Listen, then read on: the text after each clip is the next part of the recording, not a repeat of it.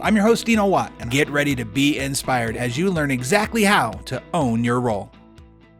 Welcome once again, everybody, to the Own Your Role podcast. I'm your host, Dino and excited again to have you here for another day where we get to interview some really amazing people. I hope you've noticed over the last few interviews that there's been a lot more personal stuff going on than I even expected, whether it be people talking about the tragedies in their life or people talking about what they've overcome. And really, that's so interesting to me because I love it when people feel they can be more vulnerable, that they can actually talk about it. Because I think as an audience member, when I listen to podcasts, I often love to hear that stuff that makes me feel connected to them.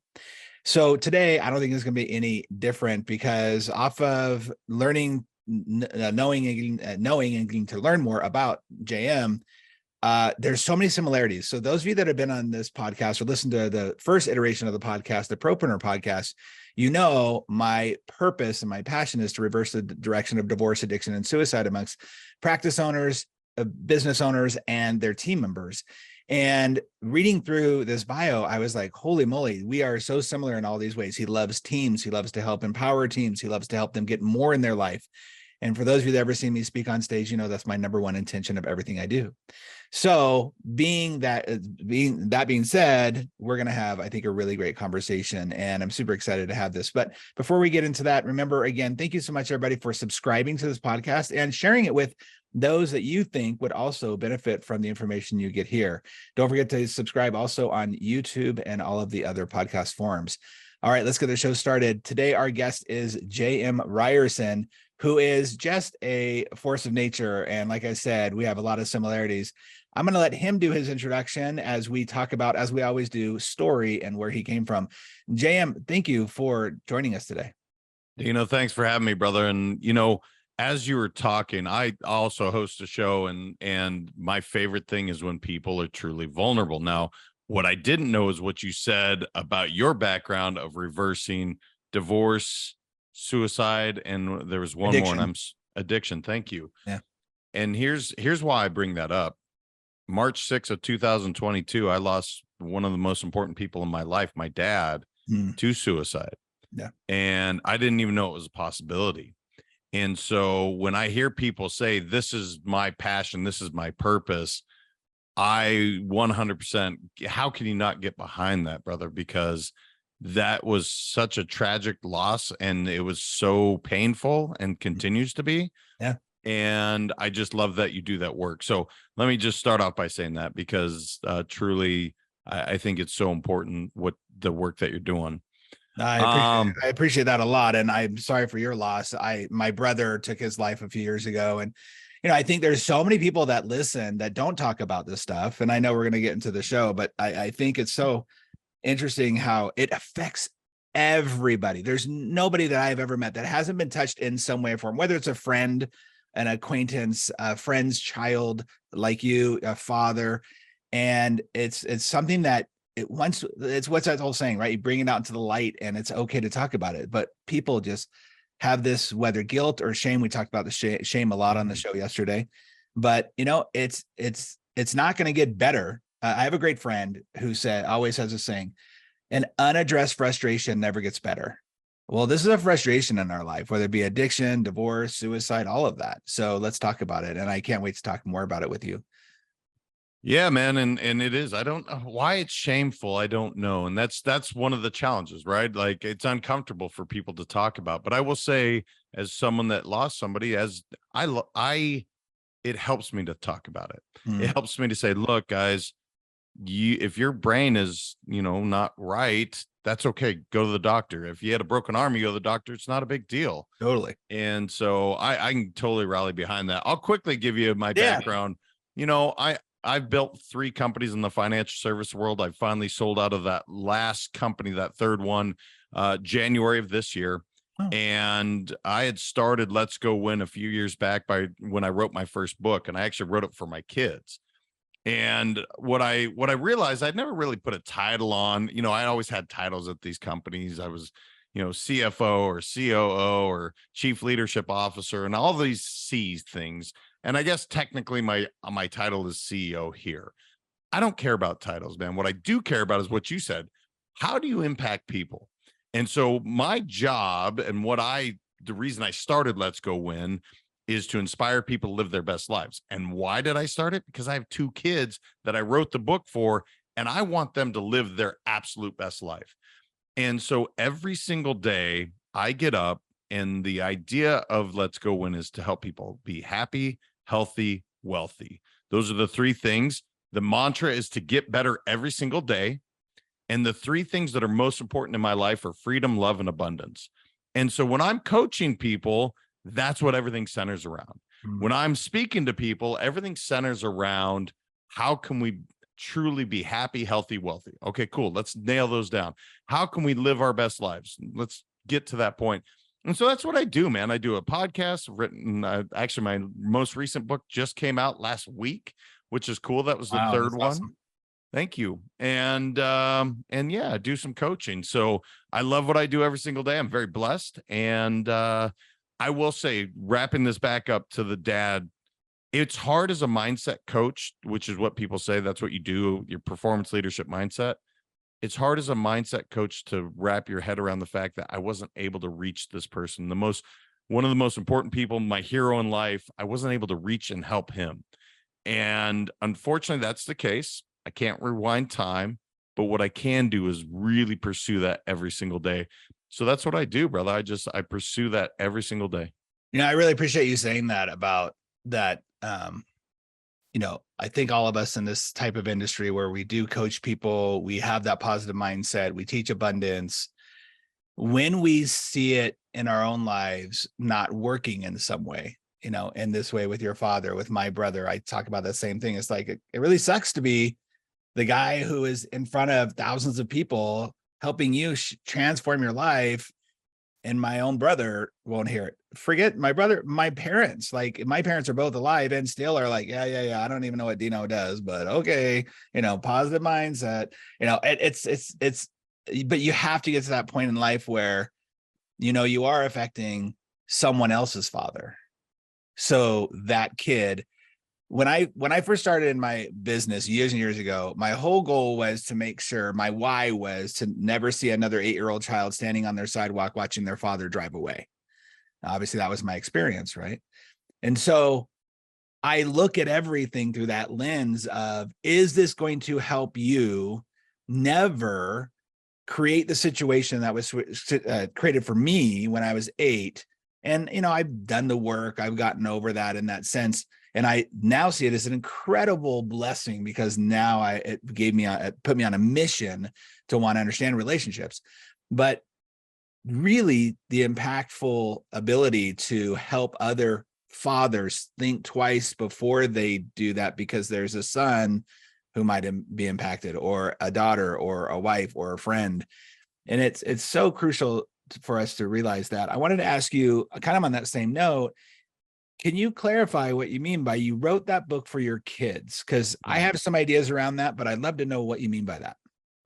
So the purpose of that book, and I've heard you say that word a couple times, everything comes back to purpose. Why did you do this? Why is that important? I wrote that book, so we're clear, for my 2 sons, because my wife and I have 2 boys, 17 and 13 now. The idea was I wanted them to live their absolute best life and not scrape their knees as many times as I had, right? As a parent, you want what's better for your child. You want them to have a better life than you did. And I've been so blessed, brother. Trust me, I feel incredibly blessed to have the life I have. But do I want my kids to have even more? Of course I do. So I wrote that for them. Now, the gal I was working with said, "Man, you're selfish." And I said, "What are you talking about?" She said, "If you only share this book with 2 human beings, you're selfish." And brother, it was that light bulb moment where you're like, "Yeah, you're right." So we published the book, and that took me on the journey of what Let's Go Win is. Here's the craziest part, brother. I journaled about Let's Go Win back when I was 20 years old. Wow. I didn't realize it until I was moving from California to Florida, cleaning out the garage. I'm looking at this old journal, and found out after I'd published a book, after I started the company, I had been marinating on this idea for like 20 years. Wow. And so my purpose was clear at 20. I just lost it for a while, or it got put to the side. Yeah. You know what I mean? Yeah, totally. Yeah. I got put on the shelf literally and marinated until it was ready to be consumed. Yeah, absolutely. I asked that question because one of the reasons I wrote my first book, I often say too, is yes, I wanted to give the information, put it out in the world, blah, blah, blah. But I actually wanted it for my posterity, because if my great great grandkid finds great great grandpa's book, they'll at least be able to have an insight into how I thought as a human being. And I talk to people all the time about writing a book, and people always say, oh, I want to write a book, or I'm thinking about it, whatever. And I always try to change the mindset with that of going, what if it wasn't about even the information, but about being able to show people how you think? They could write journals and read my journals and stuff like that. Terrible at writing journals. But nowadays they got social media, right? Nothing's going away. We're for good or ill, that all this stuff's out there. But to have that there and to be able to have your posterity years and years and years from now to go like, oh, this is how great grandpa thought.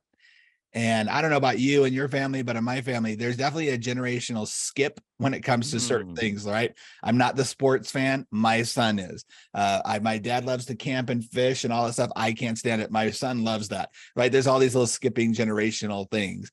I have mentioned this maybe once on the show before. My second cousin is Sammy Hagar, right? So crazy international rock star. No one in the next full lineage of my cousins and me have anything to do with music whatsoever, right? So I just think it's a great way to be able to show your posterity, hey, here's how I thought. I want to talk about living your best life. Talk to me about that, because I'm assuming you've heard the song Living My Best Life. I don't know. And now that you put me on the spot, I'm like, I assume, but I never want to make an ass out of me or you. So let's tell me, brother, make sure I have. No, because you mentioned a few times. I was like, oh, that's your theme song. I actually come into one of my speeches to the song Living My Best Life. And it's by, I want to say it's not Gavin. Is it Gavin DeGraw? It might be Gavin DeGraw, but it's literally about how, and it's super positive song. So when you said it a couple of times, I'm like, oh, that's your theme right there. Like, maybe we'll have to put a little snip of it in the show. But tell me a little bit about that. Like, how did that come to be? When did you have that realization of like, wow, I want to help people live their best life?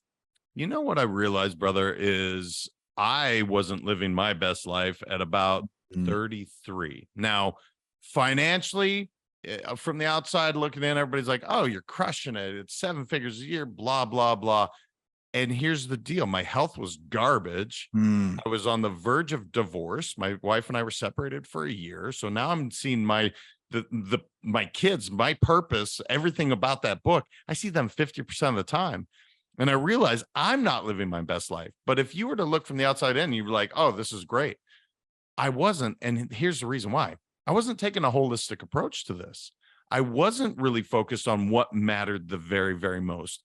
And so that became, just like you said, my mantra, my everything is, how do you show up and live your absolute best perfect day every single day? Now, is it possible? No, it's really challenging. But if you can do it one time, then you can do it again. And so that's really just been the journey that I've on, because often the outside world will tell us everything we can't do. Dino, you can't do this. Dino, you can't do that. That's all their opinions, their insecurities. And if you don't take that in, I believe in having a growth mindset. And so I have this 3G thing where I'm like, look, if you want to accomplish anything in the world, there's 3 Gs that you need. You have to have a growth mindset. You have to have some grit, because it's going to be hard at some point. And you have to have gratitude. If you do those 3 things, I don't care what the goal is, it can be accomplished. And so that's really been the journey I've been on to make sure that my health is aligned, that my relationships are whole, my business is going well, that every single day I'm waking up and I feel grateful to be alive and I'm enjoying it. And so I don't know where the best life came in. I maybe it was a song. Maybe I'm going to hear it and go, that's where it was. That's what it was. But I just, why not? Why not enjoy the time we have on this planet? Yeah, it's a great mindset, right? Like, is this going to help me have the best life or live the best life? Out of the 3, growth, grit, or gratitude, you think grit's the hardest one for most people to get behind? Yeah, I think gratitude. And it Oh, sounds wild to say that. How many times have people heard on a podcast have an attitude of gratitude, have a right. gratitude practice, Sure. and so few people do it? Yeah. I don't know why that is. I actually, if we were to spend a lot of time on this, I would actually say grit is the easiest one, Mm. with growth mindset and gratitude being the most challenging. And I don't like that, right? But I actually do think people have persistence. But they forget to enjoy the ride. And that's where they go, you know what? I'm working my tail off, but I'm not seeing any fruits of my labor. I'm going to stop. So I don't know. If I were to rank them real quick, that's where I'd put it. You know what? That's a really good point, because most of the people that we talk to, most of my clients, right, they're usually medical professionals, whatever. They're high performers. I talk about this all the time. High performers, high achievers, and they live in a world and their offices typically with less than high performers. So that's very challenging for them, right? So they have that grit, put their nose to the grindstone, but they often think that that's going to be the thing that helps them get through it. But the secret sauce I find in most of my stress, most of my business, whether it be with my marriage, my kids, whatever, is the gratitude for that. And it really is a secret form. So much science around it too, about the power of gratitude with there. When you talk about people showing up as who they are and showing up in that gratitude space, how do you help people really find out who they are in order to show up like that? Because there is so much pressure to be, look, or have. When you were successful from the outside, you would have had people going like, oh, I want to be like you. I want to be like JM, but they don't know the inner working. So how do you help them show up who they authentically are? I love this question. You got to get quiet, man. We all know who we are. It's in there, but we put these masks on for years, and layers and layers and layers of masks, so that we can be accepted, so that we can fit in, so that we can be liked and accepted. Well, the truth is, you are accepted just the way you are. Mm. And actually, the right people can really buy into you, really can get behind you if that authentic person can show up.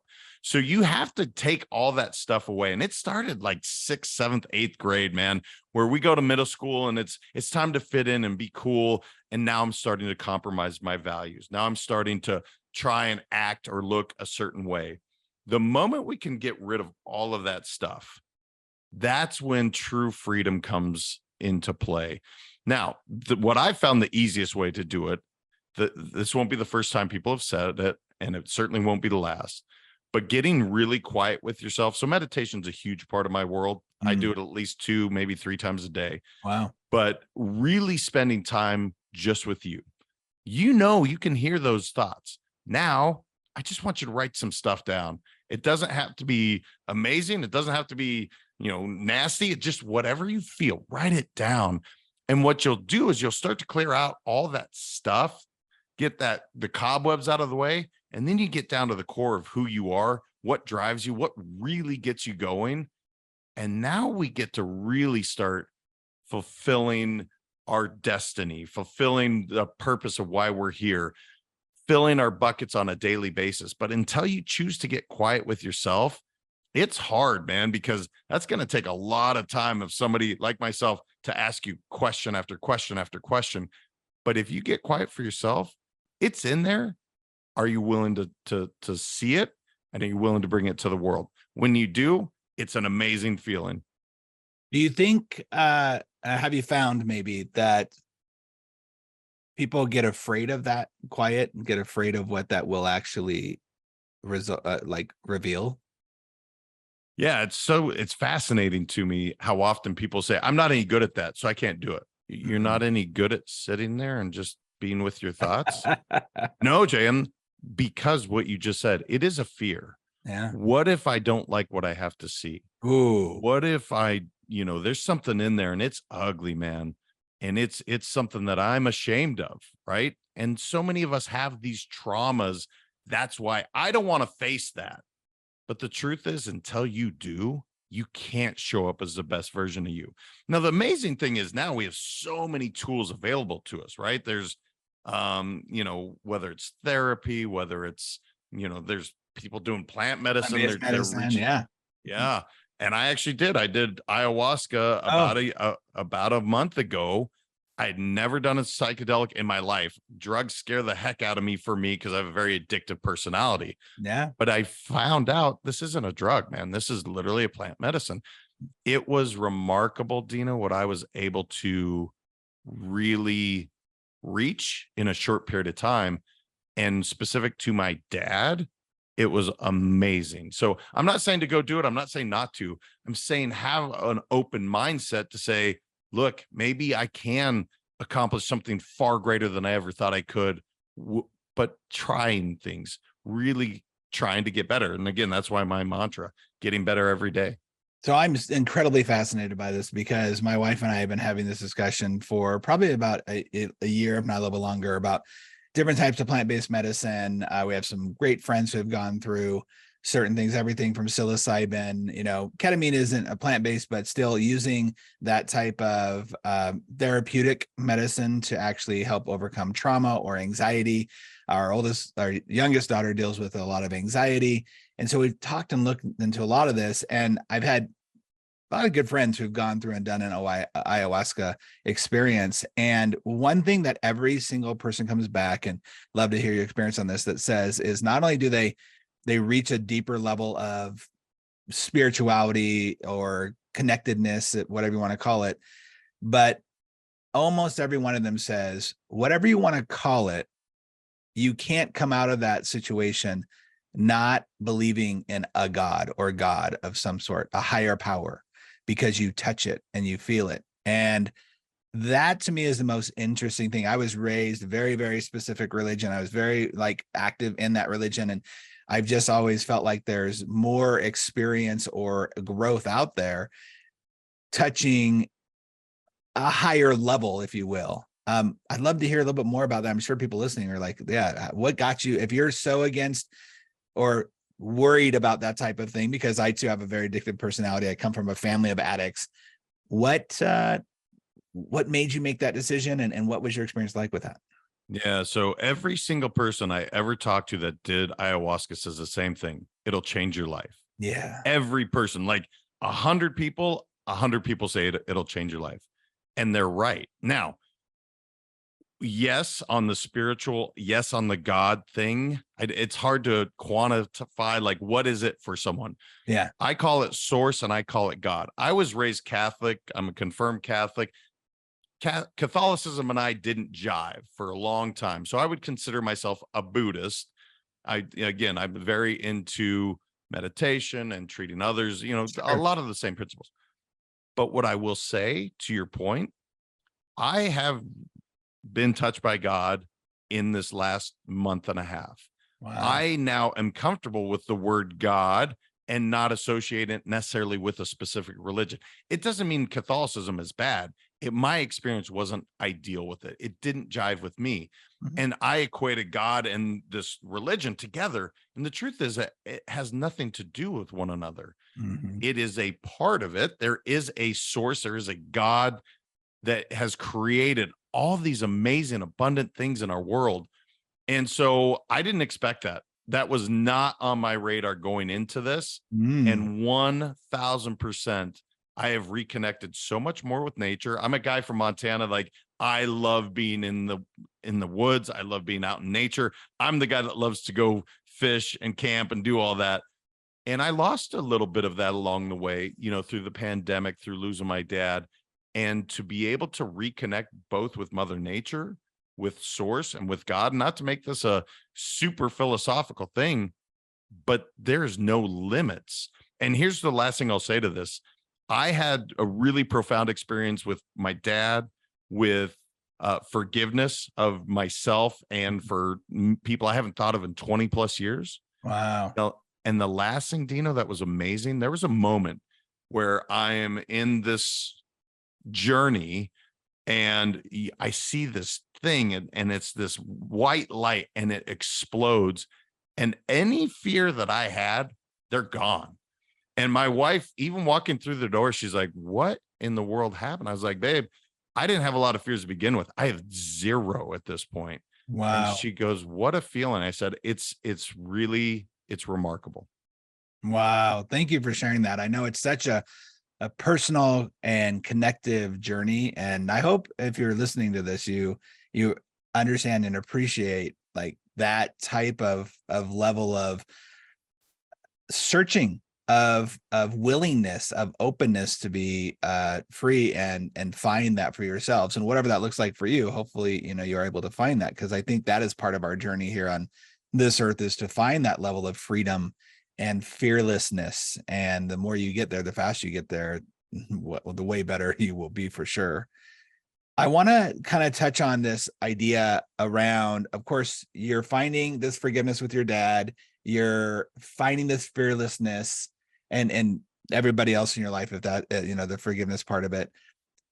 But when you are in front of people and you're trying to inspire them and you're trying to empower them, there's so much crap in their mind between what you're saying and what's being connected, what they're getting in their ears, but what's connecting to the gray matter in their head, right?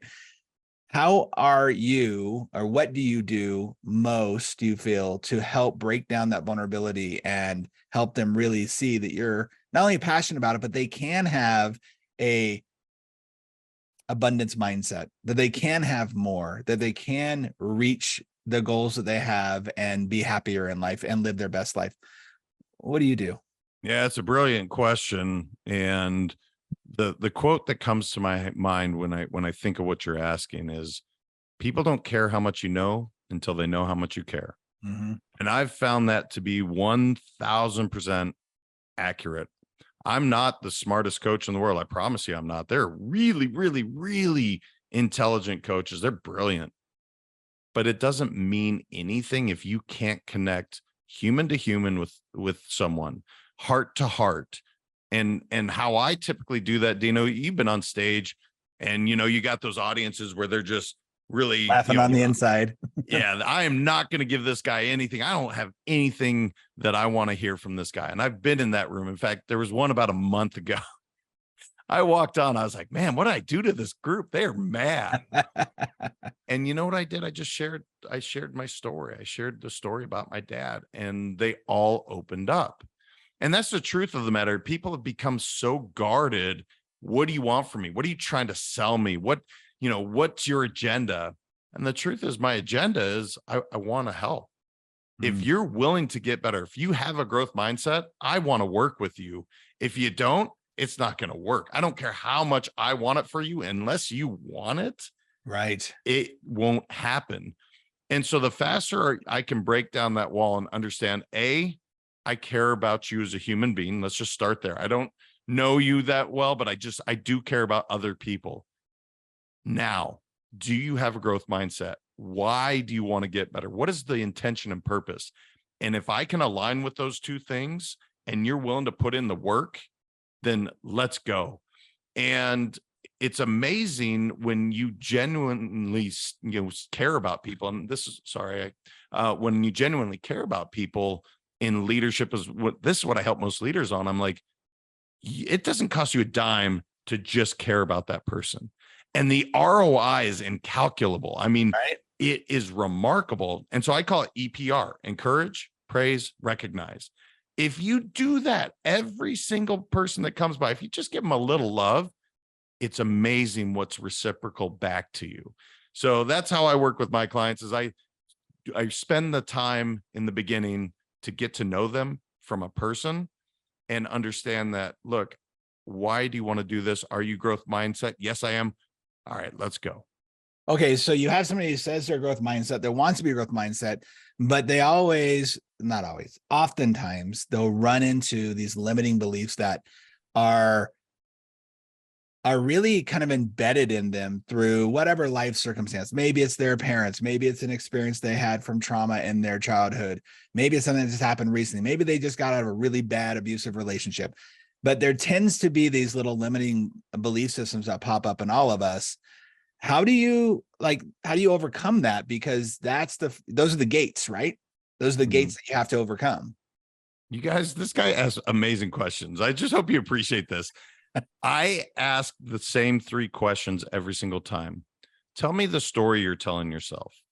And I just let them talk. Because, by the way, we all tell ourselves a story. Some are good, some are bad. Yep. Now, the second question is that true? The story you keep telling yourself over and over and over, is that true? They have to answer yes or no. Now, how is that story showing up in your life? Do you like the outcomes? That's when walls start to get broken down, because they start to realize, well, mom and dad said I was shy at 5 years old, and now I'm 45 and I'm still telling myself that same story. Well, are you? Is that true? Okay. Where did it come from? And mom and dad, and how's that showing up in your life? Because the truth is, we can show up however we want today. For 44 years, I could have been shy. On 45th birthday, I can be the most outgoing person in the world, because labels are not meant for human beings. They're meant for boxes. You ship that stuff out. Here's the label. This is where it goes. A human being is dynamic, man. We change. We always are evolving. So if you don't like the story you're telling yourself, let's create a new one. Let's create the story you want to tell yourself, that you want to show up in the world. And is it true? If you believe it is true, 1000%. And here's the crazier part. Even if you don't believe it in the beginning, it's still true if you continue to tell yourself. And that's getting into affirmations and all the fun stuff that we do as coaches. Right. But it's like, look, man, let's rewire that subconscious. Let's get in there. Let's really get you to tell the story that the world needs to hear. Not what your parents told you, not what your bullies told you in school, not what your teachers, but your story. So those are really the 3 big questions I ask. Well, I know that so much of and I love the story process, right? Because like, if we're making up a story, it's so interesting how often we make up the story that doesn't serve us or doesn't give us the abundance. And we're sometimes unwilling for whatever reason. I think it goes back to those limiting beliefs again. So you got to dig into them deeper and deeper, of this idea of, why are you not willing to create a story that is completely empowering? And it's interesting how you see people in the world. I don't know if you saw that. Is it Anna DeVilleen or whatever, who is the grifter in LA or in New York, who was this pretend socialite Russian girl? You know, you hear stories of these people who are grifters, who make up stuff all the time and trick people, whether it be Bernie Madoff and all this stuff. And they just have it's a delusion. I get it, but they started with this story. They started with the belief that people would believe them and listen to them. And it's the same delusion in some ways as saying, nobody loves me, everybody hates me, and I'm the worst person in the world, and I can't have more. And if that person has more, it means I have less, and all that. It's the same delusion. It's just the one we choose to buy into. So when you run up against the story, right? Because you have people who, you ask them a question, all right, so tell me your story, and it's XYZ. And then when you get to that, is that true? What's the marker for you to find out if somebody actually is serious about growth or not? I'm going to assume it's there, but I want to know from you, like, what's the marker for you when you ask, okay, is that true? How do you know if somebody's actually seriously wanting to grow beyond it or not? Yeah. This is just something that you learn to read after a while. I guess I've just seen it so many times where I listen to the verbiage where it's like, well, this is the way it's been, therefore that's the way it's always going to be. For instance, generationally speaking, I come from X family, therefore I come from an overweight family, therefore I'm going to be overweight. Yes. Well, okay. Do you have any say in this? Of course you do. Science has shown you it's not just woo-woo. This is science that is saying that is a very small portion of who you are. And so to answer your question, it's a feel thing based on the verbiage they give me back. I love that. But it is fascinating how much the nature versus nurture thing comes into play. So many people just bought into the fact that this is my nature, therefore that's the way it is. And the truth is, it's a combination of both, but it's your environment that has created so much of who you are. That could be really good or it could be really bad. And I've seen both. But typically, you get a choice and say in the matter of however you're going to be, both from your health, from your wealth, to accept the fact that this is who I am and that's as good as it's going to get. I can't work with somebody like that. Now, have I tried? Oh, Dino, I have tried to change people for the years, brother. And what I realized, and this is why I named my last book Upgrade, people don't like to change, but everybody loves to upgrade. And it's the same thing, brother. It's literally an upgrade is a change, but we look at it as this positive thing.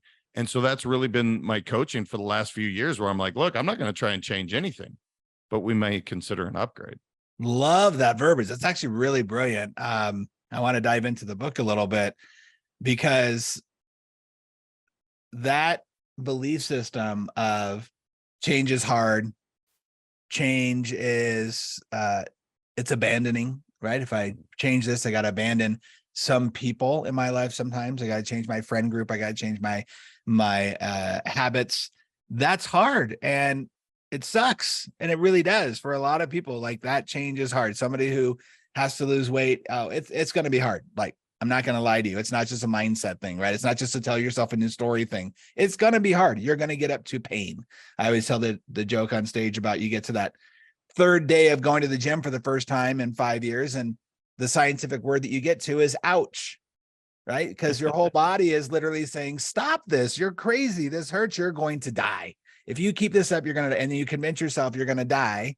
And so you go back to the couch because it's a lot easier. And really the scientific word is perturbation. And it's just that idea of pushing past that perturbedness in your own life.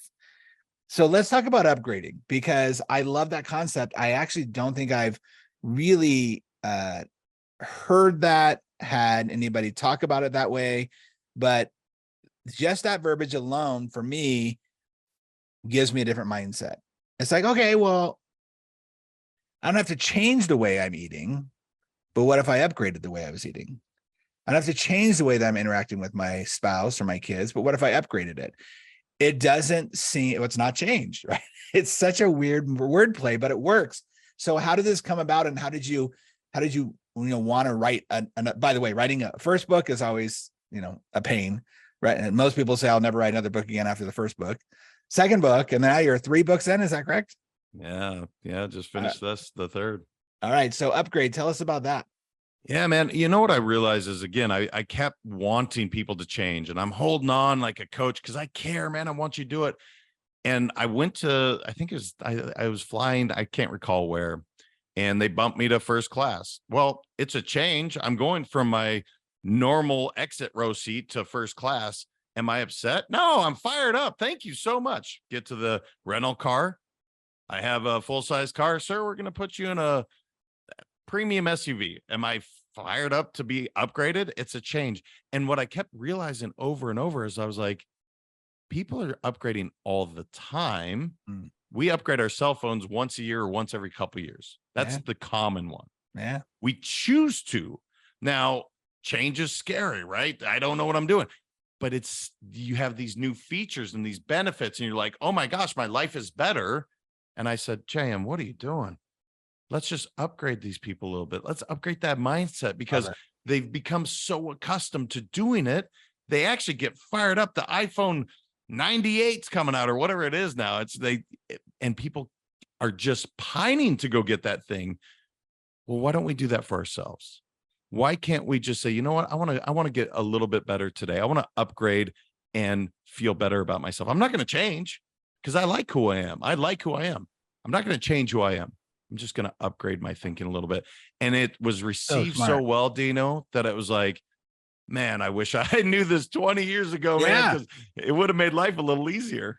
Well, it's so smart, right? When you think about it, and I'm going to go straight to relationships, right? Because I think that's the hardest one, where people, they want me to change, and I need I'm changing. Maybe somebody's listening to this right now. They're doing more personal development in their life. And I hear this a lot, is I'm improving my life, but my spouse doesn't want to do the woo stuff. They don't want to care about it.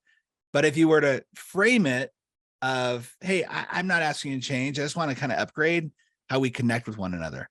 I want to just take us, and that cell phone example is a great example. Hey, we upgrade our cell phones every 2 years because there's new features. We have battery life, we got memory. Let's do that with our relationship. Let's do that with our health. All right, let's just start walking every day. Just walking. I'm not asking you to go to the gym and pump iron for 8 hours a day. We'll just start walking.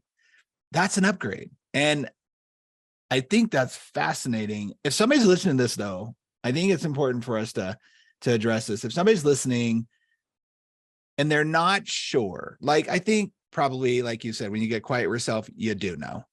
But are there any signs that people can specifically look at and see, hey, I'm not really living my best life and I need an upgrade right now? And now that I'm thinking about it as an upgrade instead of changing my life, maybe I'm more willing to look at it. What should I be looking at if I'm that person in the car? Again, another great question. I actually do this in one of my signature speeches. Do I need an upgrade?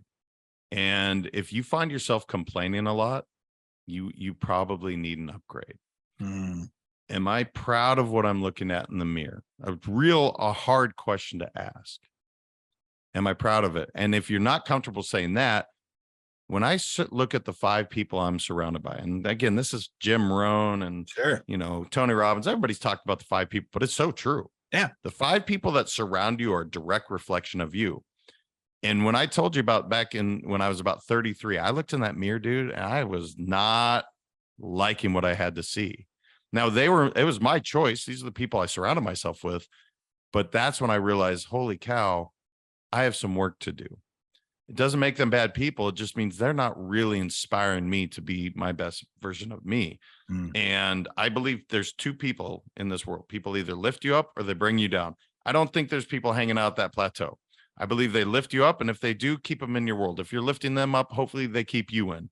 But if people bring you down, and this is where it gets challenging for people. Some of the closest people are family members. Some of the closest people are people they've known forever. And so I'm comfortable with that. When you talk about upgrading, that means redefining that relationship. And now my closest 5, maybe it's not my brother any longer. And now I've, sort of brought somebody in that is going to inspire me, is going to challenge me. So those are 2 of the quick, easy questions. Do I complain a lot? And am I proud of what I look at in the mirror? The 5 people surrounding me, do I want to be a part of that group? That's a hard one to do, but when you do it, it's amazing. You know what? But it made me think of playing off the upgrade idea. What if it wasn't about having to cut those people out of your life, but downgrade them to acquaintance as opposed to friend? Downgrade them to relative as opposed to, best first, whatever it is, right? Like we worry so much about labels as it is. We worry about what they're going to think if I do X, and which I find fascinating. If you have people around you who don't want you to be your best self, that might be something else to look at too. If you got people who keep crabbing you, clawing you back down. But just like you upgrade, as you're upgrading, there will be a few downgrades that you can. It doesn't mean eliminate. It doesn't mean, excommunicate them from your life. It's just downgrading to another level. And that way you can still connect with that. Exactly right. You're on the same airplane. You're in first class. Yeah. They're just back here in coach. And look, no judgment on it. It's just maybe this is where I'm most comfortable. Maybe this is where I want to be. So one of the things that we do, we're getting low on our time here, but one of the things that I talk about often around the owning your role concept is, helping people magnify their purpose to ignite their passion. I often talk about how people have this weird idea that passion equals mastery, but the truth is that mastery equals passion. And the more you master something, the better you get at, the more passionate you are at it, whether you're even upgrading your life, right? If you're, I'm not really loving this whole new upgrade as JM says it, but the more that I do it, I bet the more that I will, the more I will be passionate about it. Where do you most feel like you have magnified your purpose in your life? What's the most magnification you've given to purpose in your life? My ability to be vulnerable has brought so much beauty into my life. There was a point where I didn't have a growth mindset on who I was going to surround myself with. I remember saying I would have been about 28 or 29. And I remember saying this to a group of friends. I have enough friends. I'm good. That's insane. Wow. Like, to think that at such a young age, to say, you know what, I found my people and I'm cool if I don't really bring anybody else. I've said that at some point in my life. And I look back at that now to say, wow, what a fool. How little did you know? And how could that have possibly happened? Somebody that has literally studied abroad, traveled the world. I know how big this world is. It's big.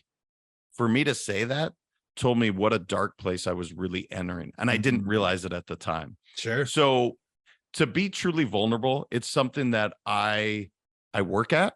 It's something that I have no fear. So I'm just, here I am. You can like me, you can dislike me. I hope you like me. I do. But if you don't, that's okay. I'm going to live my truth and I will be set free. And so it's just one of those things that I continue to work on. And what I've found when I'm truly vulnerable, my relationships are so much more fulfilling. Business deals come to me because, hey, this is just who he is. I can trust that because I've seen him. Like he has no shame in his game. Yeah. And it's just brought so much joy to my world that I can't imagine the way I was in that stage where I was being the stuffy business guy and, crushing it financially. And what's crazy, everything grew that much more when I put all that facade away, when I just decided to be JM, the kid from Montana, that here I am. And so I work on that every day. Wow. That's awesome. I love it. And you can tell you really have magnified that ability and magnified.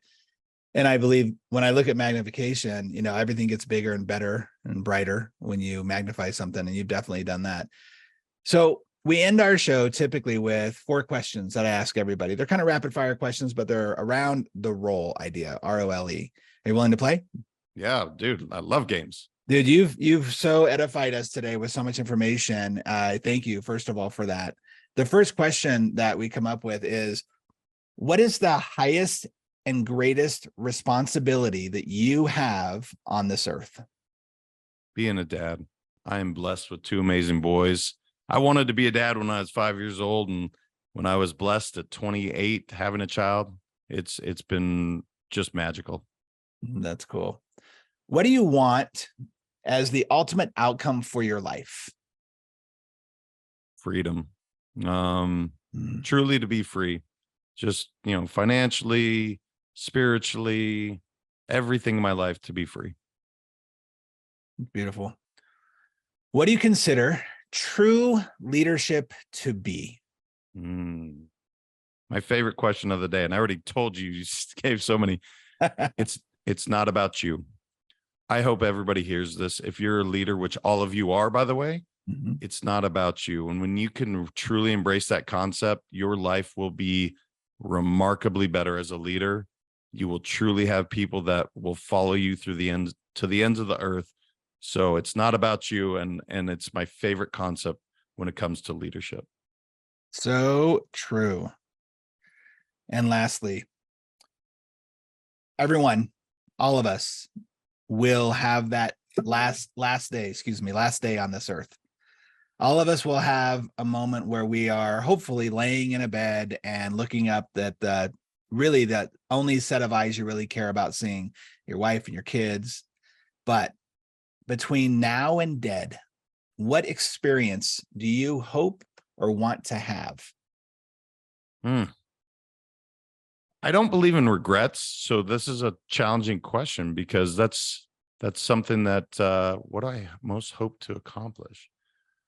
Or I hope you want to have. Well, I'm sorry. Or an experience you want to have. Gosh, man, I want everyone that's been in my influence at all just to know that I loved them and I gave them everything I got. If I accomplished that, if people feel like I made them better when they were around me, they felt better, I've accomplished that. And that's what I strive for every day. And it's not always easy, right? You want to sometimes take your kids and just, yeah. But the truth is you just love them, man, and just let them know. So that would be my answer on that. It's so true. They can be the joy terrorist in one moment and you're still going to love them to death the next.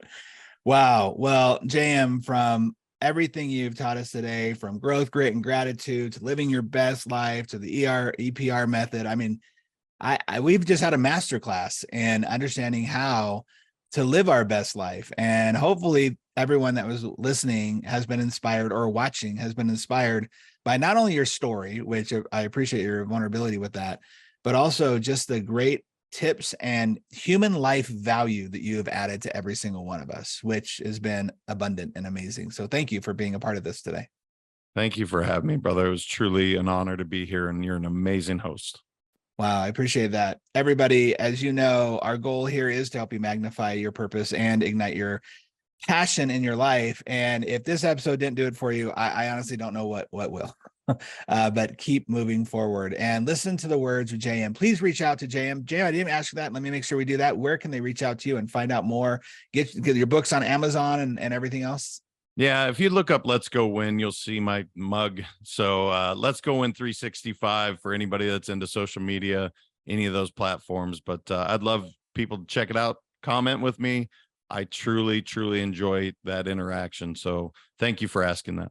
Yeah, he's on. I know you're on all the social media platforms, right? Let's Go Win 365 everywhere you can go. So make sure you look him up, tag him, connect with him, ask him questions, reach out to him, even if you're a little bit curious to find out how you can live your best life and if JM can help you do so. JM Ryerson, thank you so much for everything. Everybody, thank you again for listening to the show, and make sure that you subscribe and share this episode with somebody you know. I know every single one of you listening to this show thought of somebody in your life that could have heard this message or needed to hear this message. So share it with them. Care about them enough to share that message with them so that they also can be touched and inspired by James' message. Thank you, everybody. We'll see you on the next episode of the Own Your Role podcast.